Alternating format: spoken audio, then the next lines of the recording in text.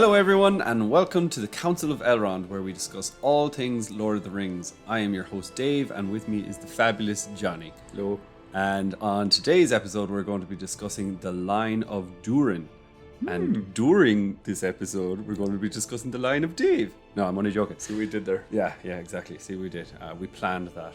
So, of course, the end of the Rings of Power has finally come, so we're going to have to discuss other things. But don't worry, on this episode, we're going to be touching on one of the main characters that features in the Rings of Power, which is Durin the Fourth. There's also Durin the Third, so we will be touching on those. We'll be touching lots of dwarves. We'll be touching lots of dwarves in this episode. Finally, as well, before we begin this episode, I'd like to say, give us a like on YouTube and subscribe to the podcast. Subscribe to us on YouTube, and a special thank you to Jack Knightley as well. And for anyone else that hasn't signed up to us on Patreon, don't forget to do that, because we're doing lots of things on Patreon, including House of the Dragon. House of the Dragon, Jonathan. House of the Dragon. And I heard that. I hear it's really good. Yeah, it's good. Our review should be going up shortly. Whenever this episode is out, the review will be up. It'll be out. But anyways, with no further ado, no, okay. So yeah, let's get cracking into the episode. Let's get into it. So Johnny, I hope you're going to be full of knowledge in this episode. I doubt it. I'm not feeling very knowledgeable today. Oh, good. Well, I'm not feeling very knowledgeable either. But right. Well, hopefully at the end of this episode, one of us will be knowledgeable, and our listeners will be a bit more knowledgeable. We'll see about that. Optimistic Indeed. Durin didn't tell me you were coming. Durin didn't know. Can you at least tell me the Line of Durin, another name for what they would be called? You can think. The Line of Durin. Or the people of Durin. I'm not sure. Like for the Longbeards? Exactly. So we know, we've talked about it in a previous episode, how there was the 7 dwarven houses, or the 7 dwarven clans that were brought up. And the main one that's featured in The Lord of the Rings and The Hobbit as well are the Longbeards. So this is Durin's line, basically, or Durin's folk, as they're sometimes referred to. Durin's folk, indeed. Yeah. So, Johnny, in the Rings of Power, we have the father and son, Durin the Third and Prince Durin the Fourth. So, for our listeners, could you basically tell them or discuss what is the main difference between what we know about Durin's in the book and Durin's in this TV show? Yeah, so I'm sure most people have seen the Rings of Power TV show, and they will have seen in that we had a father and son situation. Durin the Third was the king, and his son, Prince Durin, is Durin the Fourth. And at one point, I can't remember which episode now, but there was one part where they were having a father and son heart to heart, and they were having a little moment. And the king told his son that when the crown gets passed on to the new king, all the previous kings, the knowledge of them flows through them or something like that, and it flows into this new king. Now, I think that's kind of what they were trying to sort of, signal to, which is that in the books, the actual lore is not that, it's not that the Durins are father and son. It's not that there's a King Durin and then he has a son and calls that son Durin. It's that when a king is so similar in likeness and in knowledge and in just maybe appearance, but just basically in all sorts of different ways, when he resembles the Durin of old, the previous Durins, he becomes known as Durin. He gets given the name Durin because people think that he is actually a reincarnation of the original Durin the Deathless, which was Durin the First. So he was the person who established Khazad-dûm, and that's basically it. All of the Durins that followed him were not from the line of Durin as in his son, but they were other kings who basically people thought that they were reincarnations. Yeah. And you got that right as well, where you talked about not just their ruling style, but their actual physical attributes they believed. Like, it's not, I don't think it's specifically said anywhere in the books that this is what happens. This is the reincarnation. It's just what they believe. It's what they believed, yeah. And there was a prophecy, and they've just kind of gone along with that. So that prophecy came during the first time. It's going to be really difficult to not go and say during instead of during. Well, I always get mixed up and say the the Jors of Durin. Or no, what do I say? You always call me out on it when I say You say a lot of dumb shit. no, Dave. no. I say the Doers of The Durin. Doers of Durin. The Yeah, Doers yeah, of you Durin. sound like that, I say that a lot. Dave gets confused. I get very confuzzled. But yeah, you mentioned that episode. I think it's episode. It's either episode. Yeah, I'm pretty sure It was it's a 4. really beautiful, like heart-to-heart moment. I really like it, again from the show. I definitely think we all had lots of heartfelt moments with Durin at the 4th, especially. But then during the 3rd, he was a fantastic character in the show as well. He really, like the King Durin. He just he's looked got the like he voice. embodied everything that a dwarf should be. So that was like really, really cool. He probably embodied all the forebears of the previous Durins as well, which would be accurate. So what he actually says is, our people believe that when a new dwarf is crowned, the voices of all his forebears flow into him, sharing with them their counsel and wisdom, even their mistakes. So yeah, you're right. That's kind of the show's way of touching on this whole idea of other Durins like being reincarnated within. But yeah, the main deviation is the fact that they have 2 Durins in the same show at the same time, which 2 doors of Durin? two doers of Durin. Yeah, so this is just kind of incorrect, but it's okay. Like I think it's fine because as we're going to hear about what Durin the 3rd was doing and Durin the 4th, both those Durins. What were they doing? They need to be around for what this show is going to cover. So we'll get into that. Okay. But yeah. So anyways, you've already answered one of my questions, which what is another name for Durin the 1st? We're going to touch on all the Durins here, and there's some that have barely any information on it, so don't you worry about it. But yeah, Durin the 1st. Let's start with him. What's another name for him? Yeah, so I said it already. Durin the Deathless Yes. was his And do you know why maiden that name. it was his maiden name? Why was he called Durin the Deathless? Because he was less of death. He was extremely old. He just he lived for like centuries, like way longer than any normal. Like again, I don't know if they were he was the first dwarf as well. So he was the dwarf that awoke alone, like the creation of Aule, and then he started the. I don't want to explain everything. I'm sure you're. No. Basically, You go ahead. I was going to say, what can you tell me about Durin the 1st? So he awoke alone under the stars, and he kind of just was wandering around Day. butt arse naked, and he came upon the Mirror, which is the big lake that also got a mention. That if you've seen the TV series, you'll have seen that they speak about the old mine under the Mirror, which is this big lake, which he came upon, and he looked into the lake and he saw this reflection of the stars above, and it was this beautiful, glorious sight, and it looked like a mirror, I suppose, hence the name. And he decided that this was a sign that he was going to build his kingdom here, and that's where he started. That's where he founded Khazad-dûm. And he lived to be incredibly old, like about 3 times longer than a normal dwarf or something like that. I can't remember how long he lived until, but if a normal dwarf lives till about 250 or so, he probably lived about I don't know, 700. Well, 750 if it was going to be 3 times. But I've no idea how long. I can't remember how long he lived, but very old, long enough for people to be like, "Geez, that lad's never going to die, is he?" And they were called him Durin the Deathless. Yeah, I guess. Yeah, you're absolutely right. But well, And Finn. Elfin. He was born before any of the other dwarves, and not just dwarves. He was born before any elves, and even the creation of the sun itself. So we've touched on it in our story. I think in our episode Moria, where we talked about how the dwarves were. Who was it that created the dwarves first? Yeah, so I mentioned it just there before. I had Aule. Again, if you want to go back to that, Aule, just very quickly, he created the dwarves, the 7 dwarves, the leaders of each family. He just created 7 lads. And then, but he kind of, it was like a little side project that he did. He made them in his image, I suppose. And then, but he didn't want to offend anyone else. And then suddenly the main creator, Iluvatar, came over and he was like, "What are you doing? I haven't even created my boys, Shocking, the elves yet. They're The elves, supposed to be my children." Yeah, my children. They're supposed to be the firstborn. That's what they're called. The elves, they're the firstborn. So he was like, "Aule, you've jumped the gun here. What are you at?" And Aule's like, "Oh, I'm really sorry. Here, I'll just kill all these dwarves. I'll kill my children." Yeah, exactly. So there's going to be dwarf genocide. And then Iluvatar stepped in. He was like, "Okay, look, I've got a solution. We'll put them to sleep."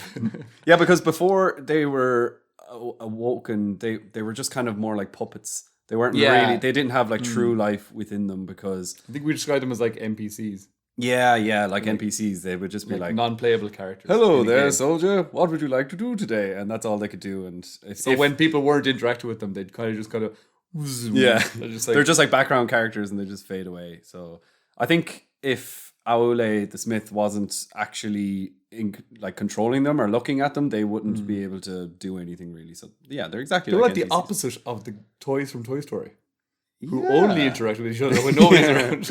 Exactly. That's what the dwarves were. So Durin, he was technically created before the elves and before the sun and everything. So he's very, very old, but then he was put to sleep for a long, long time. And then eventually when it was time for Eru to decide on waking up the dwarves, he was the first one to become awake. And he spent a long time wandering around Middle-earth trying to find other families of dwarves. And it was a very lonely time for him. But yeah, you're correct. He founded Khazad-dûm, which is also called... Or what does Khazad-dûm mean? Do you remember? Khazad-dûm.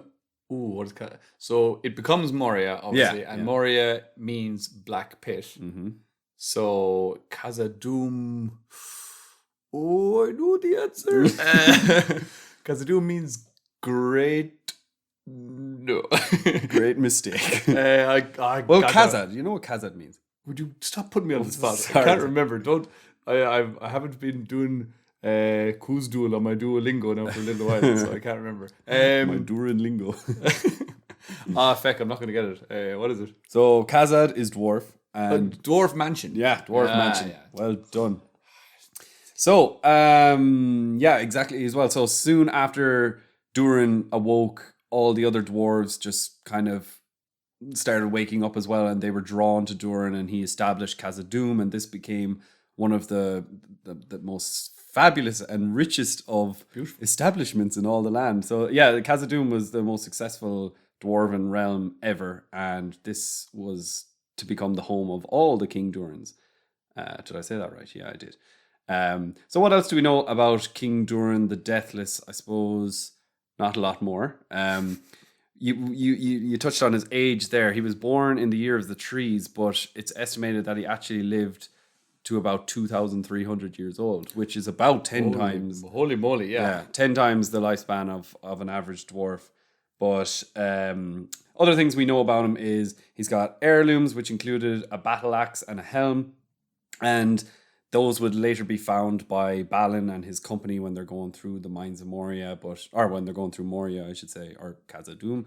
But they eventually get lost again, so I don't think we know where those. Again, heirlooms there was a spotting of his axe in the series, in the show, in I think episode 7, the last time we get to see the dwarves. That wasn't Durin's. I think that someone said, I think that's Durin's axe. Durin, Not in the show, but I think Turin. I was what? Durin or Turin? No, Durin. Not Turin's helm. Yeah. I'm not talking about that in Numenor. I'm talking about Sorry. when the Durins were having the chat, when they were right. when Elrond basically went saw this. and did you not see that? No. So in one of the scenes, I think it was when in episode 7, the last time we get to see the dwarves, when the King Durin is given his decision to not help the elves with the whole mithril thing. There's a scene where he tells everyone to get out, and then he says, I'm going to have a conversation with my son now. And in the background, there is an axe hanging on the wall. Oh, okay. And it's this cool looking axe. And I think I saw some people speculating online saying, I think that's probably Durin the Deathless's axe. Oh, cool. Okay, well, There if you that's go. the Little case. Easter egg. I do want to check it see. I want to see someone that worked on Rings of Power, or one of the showrunners actually breaking down and confirming a lot of Easter eggs that we kind of have. Yeah. But, anyways, so those were the heirlooms. But he also there's a thing called Durin's Stone, which is basically a monument built overlooking the Mirror, and I believe on that it kind of showcases the events of his life. But excuse me, need to burp. Oh, that was a weird one, wasn't it? What kind of a burp was that? I burped inside my body. If Durin heard you burping like that, he'd be ashamed. You're no son of mine. But we hear about this Durin Stone in I think it's in the appendices in the Return of the King, when Gimli eventually goes back and visits it. And another thing that we read about is the Song of Durin, and this one basically describes all of Durin's life. And I have the song here. It's a little bit long, but To go where there's a whip. where there's Durin, there's Durin. So but this is a Are you really going to sing it for us? well, no, I'm gonna poem it. Is that a word? You've got a poem it. I'm gonna poem it. So this is Durin's song or Durin's poem. So in the chapter "A Journey in the Dark," in the Fellowship of the Ring, Gimli sings a song of Durin to the Fellowship whilst traveling through Moria. This song perfectly sums up the life of Durin the Deathless. So I'll give a little rendition of it here. Go. Right. The world was young, the mountains green, no stain yet on the moon was seen. No words were laid on stream or stone when Durin woke and walked alone. He named the nameless hills and dells, he drank from yet untasted wells. He stooped and looked in Mirror and saw a crown of stars appear. Sorry, I'm so nervous. As gems upon a silver thread, above the shadow of his head. The world was fair, the mountains tall, in elder days before the fall.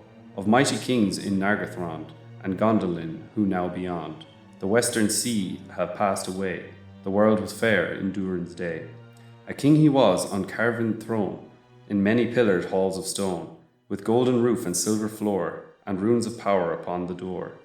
The light of the sun and star and moon, in shining lamps of crystal hewn, undimmed by cloud or shade of night, there shone forever fair and bright. Their hammer on the anvil smote, their chisel clove and graver wrote. Their forge was blade and bound was hilt, the delver mined and mason built. Their barrel, pearl, and opal pale, and metal wrought and fish's mail. Buckler and corselet, axe and sword, and shining spears were laid in hoard. Unwearied then were Durin's folk, beneath the mountains music woke. The harpers harpened and minstrels sang, and at the gates the trumpets rang. The world is grey, the mountains old, the forge's fire is ashen cold. No harp is rung, no hammer falls, the darkness dwells in Durin's halls. The shadow lies upon his tomb, in Moria, in Khazad-dûm. But still the sunken stars appear, in dark and windless Mirror. There lies his crown, in water deep, till Durin wakes again from sleep. I got a bit lost in the middle there. It sounded a bit like, I don't know, when Eminem was in like singing Rap God, and it was sort of like, I was like, I don't understand those words. I don't know what's going on. Yeah, there was one line that had like pale ale. Oh, No, there was another one that had No, hang on, what was it again? It was like, bitter. There was their barrel pearl There you and go. opal pale. Their barrel pearl it up. I was like, hang on a minute now. I'm beginning to feel like a rap god. So that's pretty much all we know about Durin nice though. the First. Yeah, it's cool because that is, I suppose, And well read, good man. I don't know, are there many other places where you get to hear about Durin's life, but it's so handy that in the book, Gimli just goes, now I'm going to sing a song. And I believe it's when he is reciting the beauty of the Dwarven. Yeah. And he is just like, now I'm just going to sing about Durin the Deathless. And Gimli was so excited at that time. oh, he was, yeah. The book, he's just so like, oh my god. Yeah, he's like, oh my god, I know this place. Yeah. And I believe he sang the song and he sang it to the Fellowship. And basically Sam loved the song so much that he wanted to go and learn the song for himself. So that was nice. So anyways, on to Very good. Durin the Second. What can you tell me about this lad? Oh Jesus, no, that's I know that's pushing it. That's Durin pushing the it. Second. Don't worry. I Yeah, can I tell know. you that you're probably not going to know much more about him because there's not really a lot. He, again, like all the other Durins, he ruled in Khazad-dûm. He was born in the First Age or early Second Age, either late First Age or early Second Age. We don't really know. But the interesting thing about this Durin is he established a connection with the men of the Vales of the Anduin. And he basically established trade between them, so they would offer dwarven made weapons and the men would return with food. And we've talked about it before in other episodes. I think the episode about why the elves and the dwarves hate each other, but there was a few times where dwarves and elves actually came together and formed an alliance. And we obviously know about the dwarves of Khazad-dûm and Eregion, but this was an earlier example with Durin the Second. So this was obviously late First Age, early Second Age. So it's interesting, but we don't have a lot more information about it. And also the doors of Durin. The doors? Did I say the doors? You did. The doors of Durin they talk about a Durin, and it's because of when these doors were built. It's probably Durin the Second that it's Really? referring to. Yeah, so it is funny how you hear Durin's name pop up in so many different places, and you're like, oh yeah, I know that name, but like nearly every single time, it's a different Durin. So, anyways, Durin the Third. So we know one of these characters from the Rings of Power. Do you know anything about this character? Again, when we get into anywhere between like The first and the last. the second and like the fifth, it's like during the third. I would have said when you asked me about the second, I was like, I don't really know. But then I was like, oh, the third. I thought he was the guy that was the one who built the doors. I thought that was I'm surprised now that was the second. So what could we know about the third? I think the third is he the one that receives the ring. Yes. Yeah. Done. He gets given the ring. Yeah. Do you remember what this ring, like obviously it's Durin's ring, but what does it eventually become? Like the Ring of Thrain. Close? Thror. Yes. Son of Thrain, son of Thror. Yeah. So it becomes Thror's ring eventually. And do you remember as well with this ring that Durin the Third receives? Do you remember who gives it to him? Who gives Durin the ring? Or where does he get it? He gets it. Ooh. There's two answers. That's what because there's one thing that like says that Sauron gave them the 7 rings, but then there's another one that says that Sauron gave them 6 rings, and there was one ring that was eventually became Durin's ring, or the ring in Khazad-dûm, and they got that from a different place.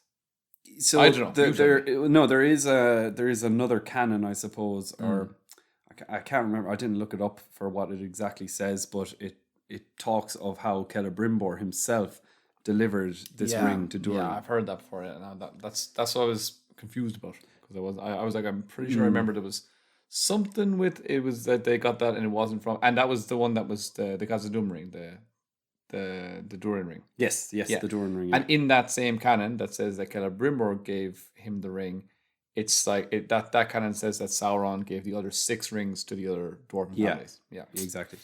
So I don't know. I cannot remember. Canon is correct. I don't know. It's up to whatever people think, but I think this could actually be what the show might do, but they probably won't give it to Durin the Third. I assume if Celebrimbor is going to deliver the ring in the Rings of Power TV show, he'll probably deliver it to Durin the Fourth.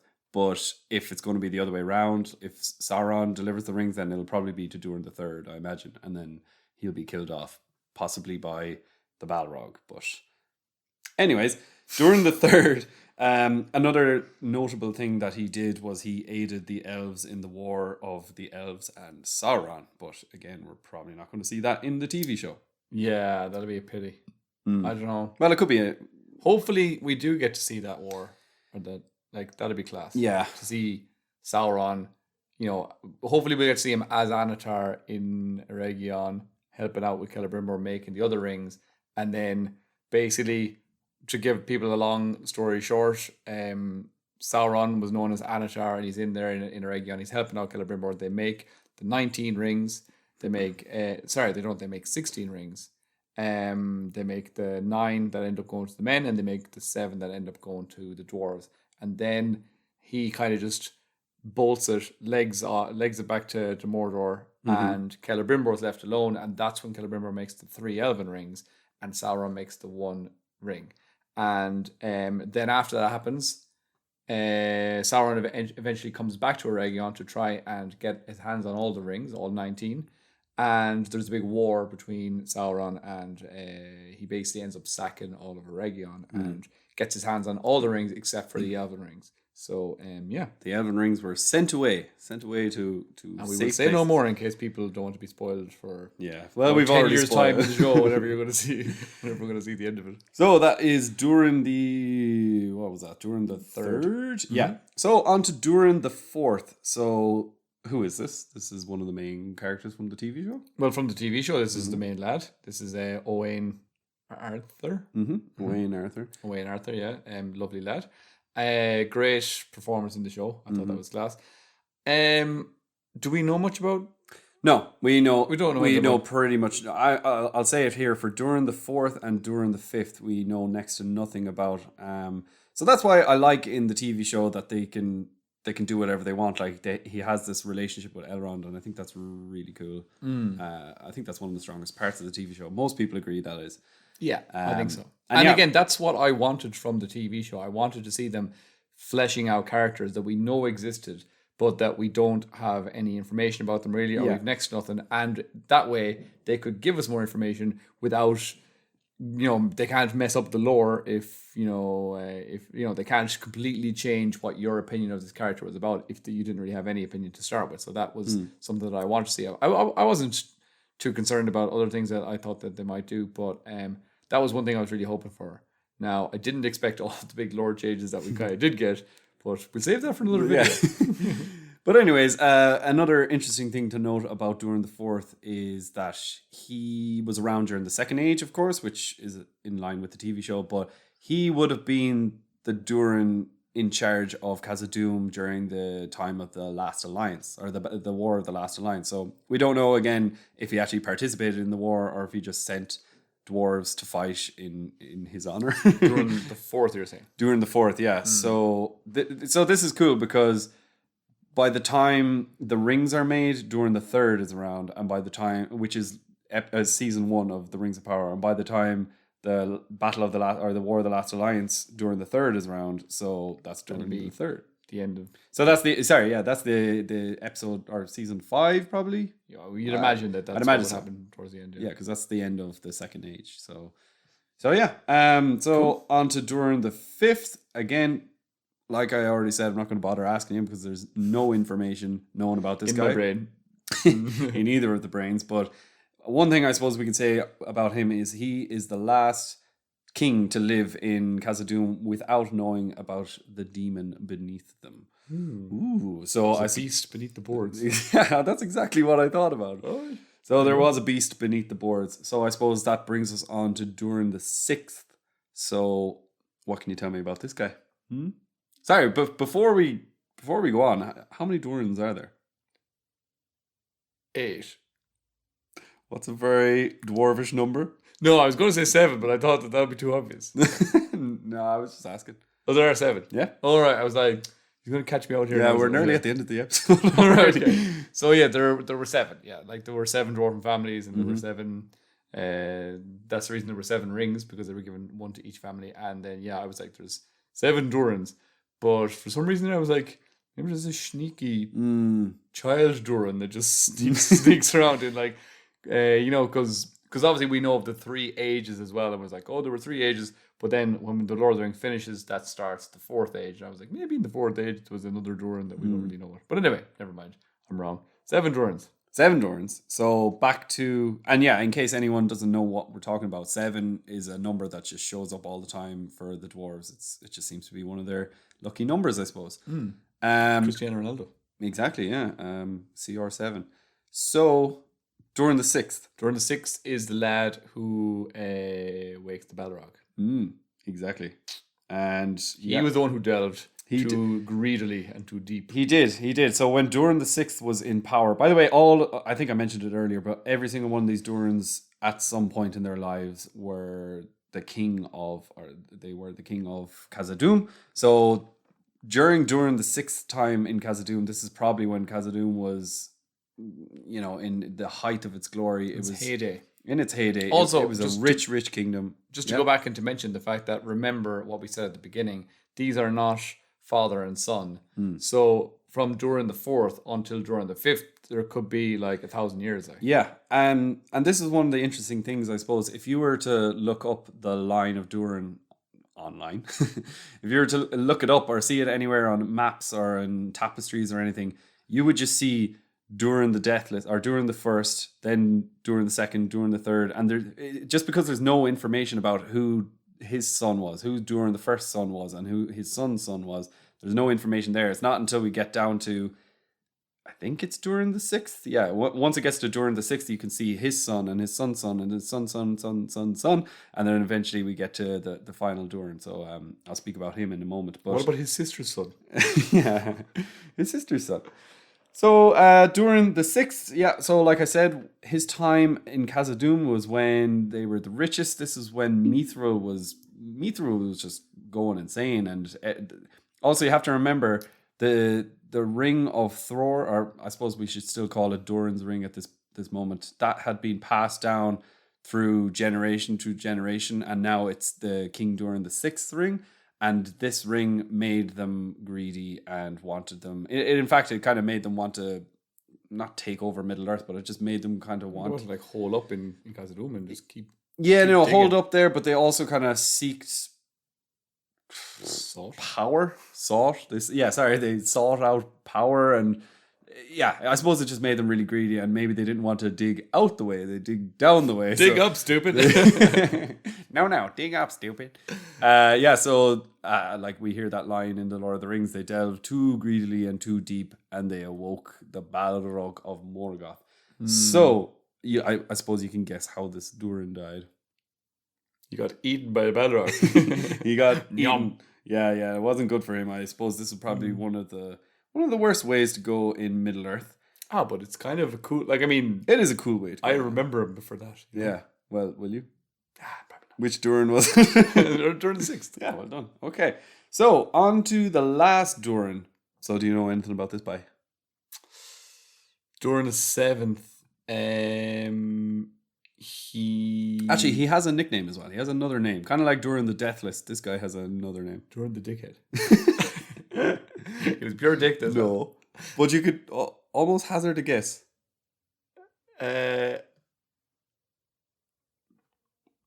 Which Durin was he? The Seventh? Yeah. And was there any more after him? Durin the Last? Yeah, that's his name. Is that his name? Yeah, Durin the Last. Which is a sad story. Do you know anything about Durin the Last? Tall. I'm sure I Durin. Durin member. What the hell? Durin the Seventh. So the Sixth obviously awoke the Balrog, and then that's kind of when they all, that's when Khazad-dûm turned into Moria, the Black Pit, and they all obviously had to get shooed out of there. Not immediately though. They stayed for a little while, and they kind of, well, if I'm not wrong, I'm pretty sure it took them like another, like, I think the Balrog killed Durin and his son, and then maybe the grandson took over, and they kind of held out for a little while, and then eventually they were like, "Nah, we can't be living in here with this housemate. He's a disaster." So they had to leave. Like, the heating is always turned up to 90. Like energy prices are through the roof.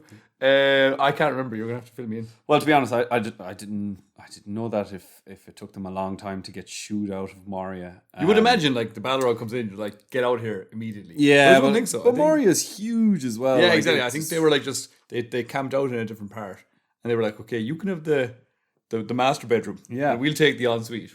So yeah, that is possible. But if we look at the Hobbit book, or even the Hobbit movie, well, they don't really say it in the third Hobbit movie, but during the last Hobbit movie is called the Battle of the Five Armies, and it's during the Battle of the Five Armies where Dane Proudfoot, he actually prophesies that there will be another heir that will take over Khazad-dûm. Do I have the exact quote here? He says, no, he doesn't. No, I don't. That's all, folks. We'll finish the episode up there. He prophesied the birth, stating that there will be another heir. So this last Durin, he was born in Erebor, and he actually raised an army in the Fourth Age. So this is after all the events of the Lord of the Rings. One of them was in the Fourth. Yeah, exactly. So you kind of feel like all the other Lots. Durins were during the First and Second Age, and you got at least one in the Third Age during the Sixth. I think he's the only one in the Third Age. Yeah, and but then you kind of forget about the Fourth Age. It seems like a lot happened in the Third Age because there's a couple of thousand years there, at least 3018 or 3000 In the Third Age. Yeah. Well, it's 3020. It's at least 3020. 3020. 3022 maybe. Right, 3022. So you got a lot of years there without, and a lot of years without a Durin. And yeah, so eventually this guy hails from Erebor, which is the Lonely Mountain. The Lonely Mountain? No, not the Lonely Mountain. Sorry, the other kingdom of dwarves. That's Oh yeah, sorry, it is the Lonely Mountain. Erebor. And he basically builds up a big army and goes right towards Khazad-dûm because that is the actual home of the dwarf lords. So he It's the reclaims home it. of Durin the First. So And yeah, exactly. So I had this kind of spiritual symbolism for the dwarves. Yeah, it was kind of like, And that was their greatest city. That was the New greatest York, basically. it was the Big Apple. Yeah. So they ended up defeating all the orcs in an amazing manner, and he retook the throne room. And happy days, he ruled there for a while, but he didn't end up having any sons, and he grew old, and eventually he died, and therefore the line of Durin ended. So it's kind of sad because he was the one to bring back glory to Khazad-dûm, and I think he got it back to, not maybe it's hey day, but it's heyday. Hey. Yeah, he got it kind of back to where he wanted to. Is this the 7th? This is the 7th. Oh, yeah, okay. the 7th. So the guy that set out from Erebor. The 7th and the last, yeah, exactly. So Right. yeah, but to know. that is sad, but that's pretty much all we know about the line of Durin. And again, like as I said, if you were to look up the line of Durin, you will see a tapestry with just Durin the first name and then the first 6 Durins. And then underneath that, you get a proper sprawled out family tree. So something to note within the family tree is that there's many characters from both The Hobbit and The Lord of the Rings that are descendants of Durin the Deathless. So I suppose you could probably guess them. Pretty much all the important dwarves from the Third Age. So we have Gimli is a descendant. We have Thrain, obviously then Thorin Oakenshield, Balin, Fili, Kili, Dane, and lots of others like probably Nori, Ori, all those kind of boring ones as well. All the lads. All the lads. So yeah, that kind of sums up everything we have on the line of Durin. Do you have any other questions that I won't be able to answer? Or even just thoughts that... No, I'm just I found that interesting about Durin the 7th. I kind of forgot all about him and the fact that I knew Durin the 6th was the one who Awoke the Balrog, and that caused the fall of Khazad-dûm. And then for some reason I just sort of thought, oh yeah, and then there was Durin the 7th, and then I kind of completely forgot that obviously he came along in the 4th Age. Yeah, that's why I was kind of going, oh, and then there was one in the 4th Age, so that's why I thought age before. But then, yeah, that makes sense. And I kind of just didn't really think about the fact that he ended up going back and kind of restoring a bit of glory in Khazad-dûm or in Moria. That's kind of cool. Did he change the name back to Khazad-dûm? Did he leave it? Oh yeah, it was yeah, I think so. Yeah. Did it ever change? Was it just Moria for some people's tongue? I suppose if the dwarves are ever maybe the dwarves about, always called it. They would probably always call it Khazad-dûm, but I'm trying to remember. Does Gimli call it Moria? He says in the movie anyway. My cousin Balin will give us a royal welcome. He said, "Let us go under it. Let us pass through the mines of Moria." Yeah. I wonder what he says in the book. Look, like Peter Jackson and Philippa Boyens were quite faithful to the actual script. Well, as faithful as they could be. You're going to look that up there. It's going to take me a while. Yeah, no, you look away. But I suppose that is another thing that makes you ponder. You would think that all the Durins have died by the time of the Third Age, or not by the time of the Third Age, but by the time of the Lord of the Rings kicking off. You kind of feel like there's no more Durins left. So it is weird. It's a bit of a spanner in the works to know that there was one final Durin the 7th, Durin the Last, who reclaimed Khazad-dûm or reclaimed Moria, and it became a beautiful city again. But it didn't last that long. But yeah, that's pretty much all there is about the Durins. If anyone else has information out there that we might have missed, or any theories about any of the Durins, or if you know who's the coolest, which one lasted the longest.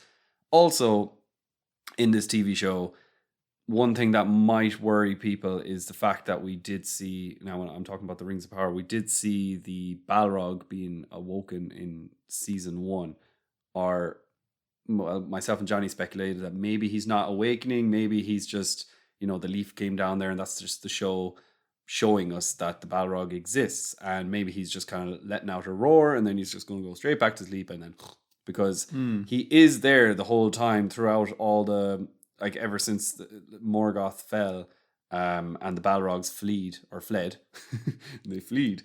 When the Balrogs fled, he took up residence in Khazad-dûm, and so he is there the whole time. So that is accurate, but he shouldn't be awake. So hopefully the TV show sends him right back to sleep again. But I think at some point he is going to wake up and wreak havoc in Khazad-dûm, which is a pain because it's supposed to be during the time of Durin the Sixth. But obviously the way the TV show is going, they're changing up the timeline. The War of the Last Alliance is going to come before... it's probably going to come after the battle of the Balrog and the dwarves. So, any luck here with? I'm reading through different parts here. I'm reading through A Journey in the Dark. They mention it in the chapter "The Ring Goes South," where they're on Caradhras and they're basically saying, and Gimli says there that Gimli looked up and shook his head. Caradhras has not forgiven us, he said.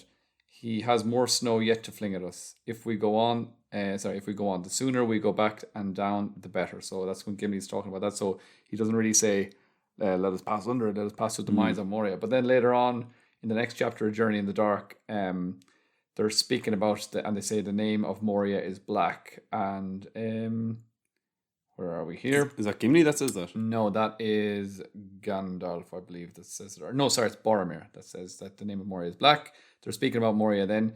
And then I think Gimli says that I've lost it now. But here, I would not lead you into Moria if there were no hope of coming out again.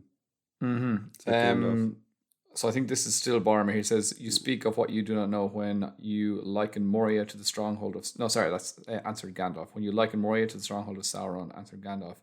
I alone have ever been in the dungeons of the Dark Lord, blah, blah, blah, blah, blah.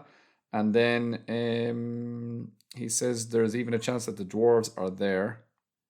Anyway, I was looking at this part here. I will tread the path with you, Gandalf, said Gimli. I will go and look on the halls of Durin, whatever may await there, if you can find the doors that are shut.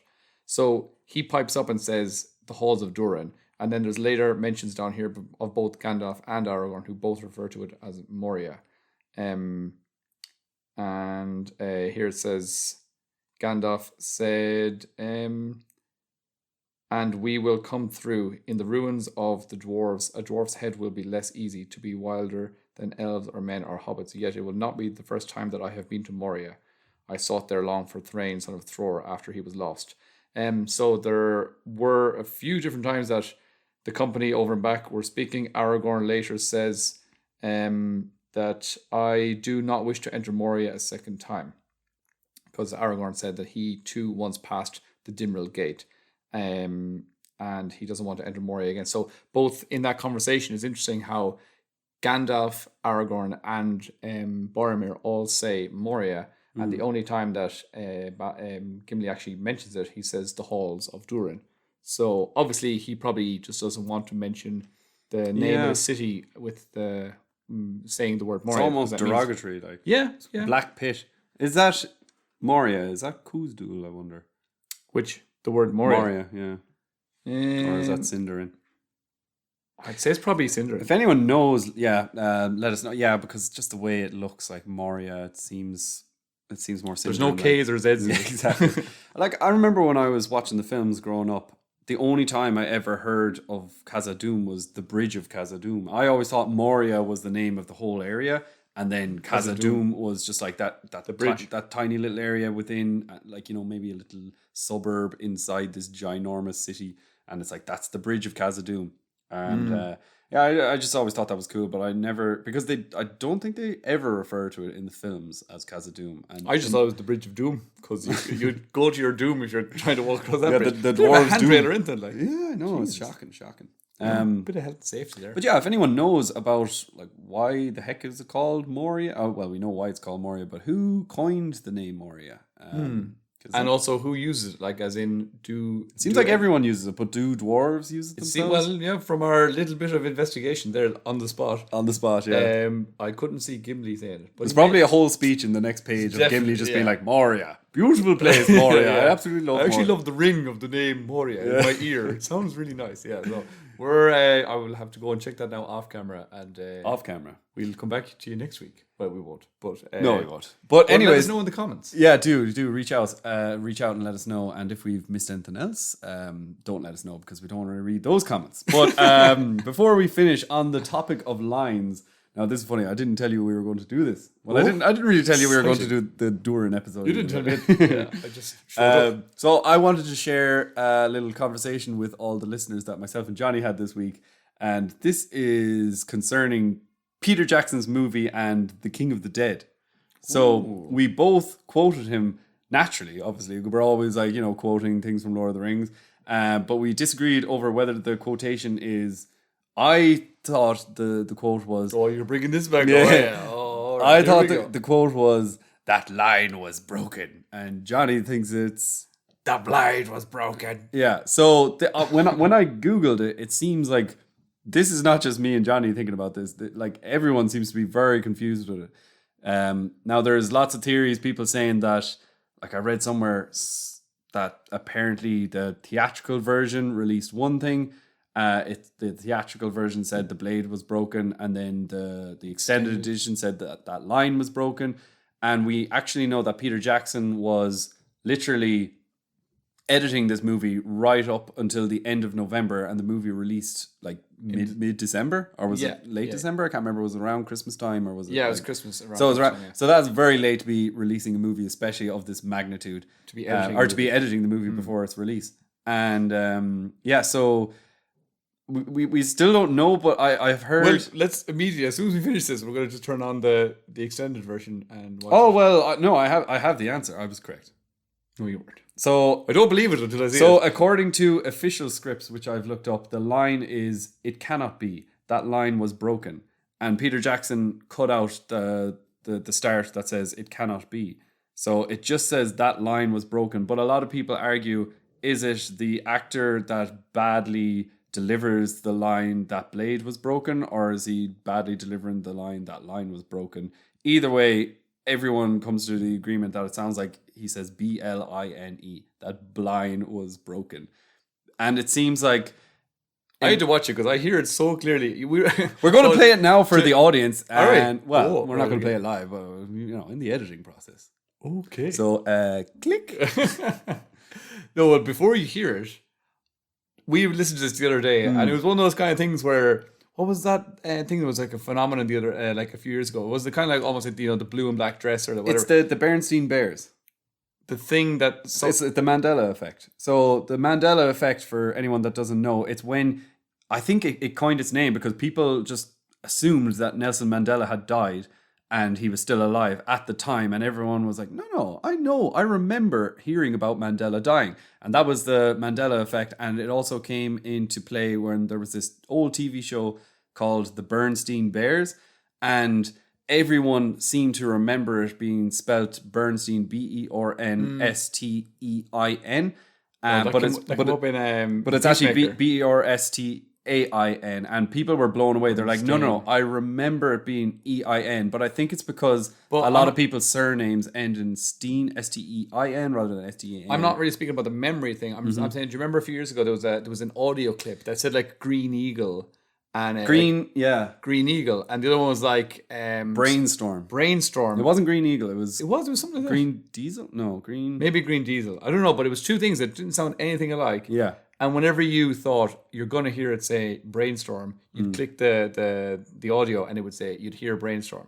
And so maybe it's something like that going on, because the other day we were both listening to this same audio clip. Jeez, we're going on about this for a good while. I know, yeah, but it's interesting. Like, but like we did. And both you were like, you see, it said lied, and I was like, I heard Blade. No, but I think, well, I agreed that at the start you definitely hear a B sound. You wouldn't agree with me that there was an N sound. I couldn't hear an N in there. But he definitely doesn't have a D sound, and like naturally an N is much softer, or an M or an L or something. My So if he point goes was like that that, my point that nobody pronounces their D's clearly at the end of a word. When you're saying I do. When you're saying Blade. like What? No, when you hear Lurch saying "find the halflings," he doesn't say "find the halflings." No, but that's different. If he was saying blade, that's different. There's no N in front of blade. It's not blind. Like it ends in a D. I get what you're saying. I get what you're saying. Yeah. Yeah. So, But if you say "I made the blade," you say "I made the blade." You wouldn't be like "I made the blade." yeah, but I'd say I made the blade. I wouldn't say, but there's two D's. You can't look.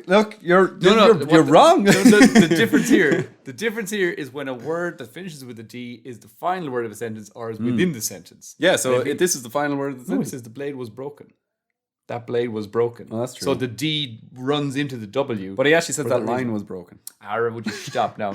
But anyways, I will concede that it doesn't sound like a normal A, but I think it's just like a Cockney accent again. He's kind of like the blade. Well, this is why people said that. Maybe it's Australian. Well, people do say that like maybe it was a poorly delivered line, or some people even theorize that the line is that line was broken, but then Peter Jackson is that line was broken.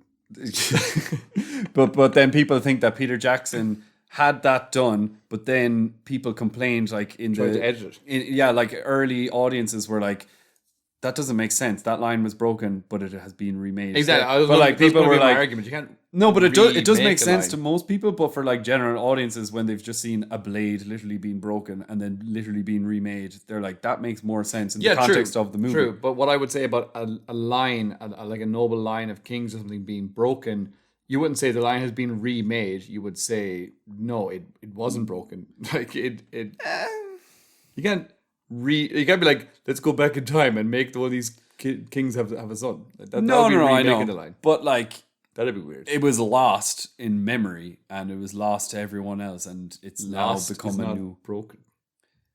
It was broken to everyone, so it was broken for everyone. My brain is broken right now. Anyways, but this is one thing I just wanted to bring up for everyone because I wanted to hear everyone else's thoughts. I want to know what you guys think. Is it blade or is it line? And don't let the true answer negate what you actually feel. True answer is what I said, the blade. The true answer is the line. But what does your heart tell you? Yeah, what does your heart tell you? But like, you can find any answer on the internet, sure. Never mind that. Don't look it up online. Don't look up what other people are saying. Just listen to what it actually is. And don't look at the subtitles because the subtitles say line. Subtitles say blade. Subtitles say line. In which? In the movie. But well, I don't know. I didn't watch the movie. I just looked up the episode I looked it up on YouTube with subtitles. I saw it with blade. Okay, well there you go. Like there seems to be differences and discrepancies. So again, this is a thing where some people say maybe the theatrical says one, maybe the extended say the other. I don't know. We didn't do our research. Yeah. But yeah, on that bombshell, let us know what you thought, or let us know what you think about the whole line and blade thing. And anything else on back to Durin? Do you have anything else to talk about Durin or? No, I think you summed it up all very well there. Thank you. I feel like I know more about the Durins now, so that's good. I feel like you've educated me. Mm-hmm. You've been educated. That's good. You're learning? I'm slowly. As we said, we definitely thought that in the Rings of Power TV show, the two Durins that we got to see were two of possibly our favourite characters. I know that Durin III, the King, didn't get enough screen time as I would have wanted. I thought that performance was incredible. I loved everything about him. His look, his voice, his mannerisms, just the way he kind of wobbled as he walked. He looked kind of like he had a bit of a penguin walk on him, which I thought was class.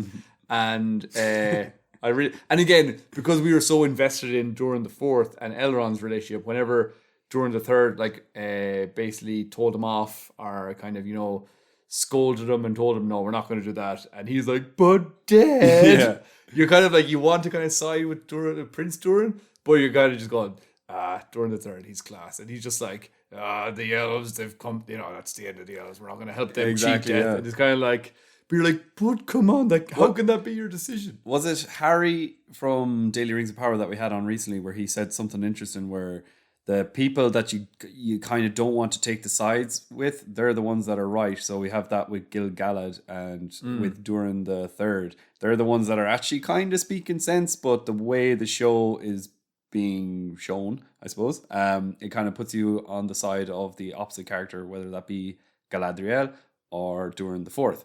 Well, maybe, but as I said, for me in the show, you're kind of you as in, the main character was Durin. Prince Durin was a more main character than his father was. Yeah. So you got to know him very well, and you got to kind of really like him, and you wanted him to get what he wanted. You wanted him to be able to mine. But I thought it was really done well that you really understood his father's opinion as well, and you were like, yeah, it's just not safe. I mean, it's just not. Like, I mean, he's going to bring the house down. Can't be doing that. That's what they should call this whole series of dwarves bringing down the house. Did you ever see that movie? With like an old kids movie. Yeah, but it's with Steve Carell and I can't remember who it is, the other one. But anyways, yeah, I think that's all we have to say on the line of Durin or Durin's folk or the long beards. The long beards, exactly. Well done. So yeah, I think we can sum that up. But guys, just want to say as well, with the Rings of Power TV show being over, we're still going to have some episodes that are to do with the Rings of Power. We might summarize what our overall thoughts are on the series, and we're probably going to go into character deep dives as well. Maybe we haven't discussed this, but maybe we might do a character deep dive or two of new characters. I don't know. We'll discuss that later. Probably not. He's shaking his head. But yeah, anyways, what I'm trying to say is we're going to be still discussing lots more Rings of Power, but we're also going to be continuing doing these lore episodes too. So stick around if you want to hear your Rings of Power and just general Tolkien lore.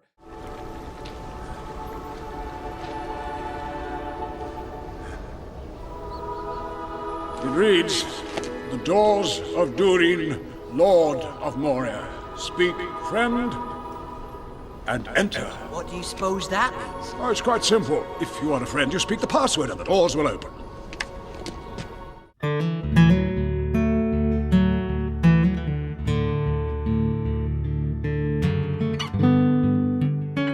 But yeah, that concludes today's episode. So thank you all very much for listening. And please get in touch with us. Let us know, first of all, let us know what you think about the whole that line, that blade was broken. And also if we've missed anything out on the Durins. Yeah. And yeah, let us know as well what you're thinking of the Rings of Power TV show. If you've just finished it recently, what are your overall thoughts? What did you like? What did you dislike? And yeah, but don't forget to like and subscribe on YouTube. Also, give us a review on one of the Spotify things, or Spotify, any of the podcasts, Apple Podcasts. Yeah, we love reading those, and that really helps out the podcast as well. And don't forget to leave a 5-star review. Share with your friends. Tell your friends, yeah, because we want to grow. We want to become one. Pass the pod. Yeah. Pass the pod. We want to keep pushing it out there. Yeah, and just to remind everyone as well that we do have a Patreon. That is the best way to show us some support. So please head on over there. All of our links are in the description below. And like we said, we're currently reviewing The House of the Dragon, which is almost coming to a close this week, exciting. I believe. Yeah, very exciting. So final shout out to Jack Knightley. Thank you very much. And with that, I suppose we will end our episode. So thank you very much, and we'll talk to you next week. Thanks, guys.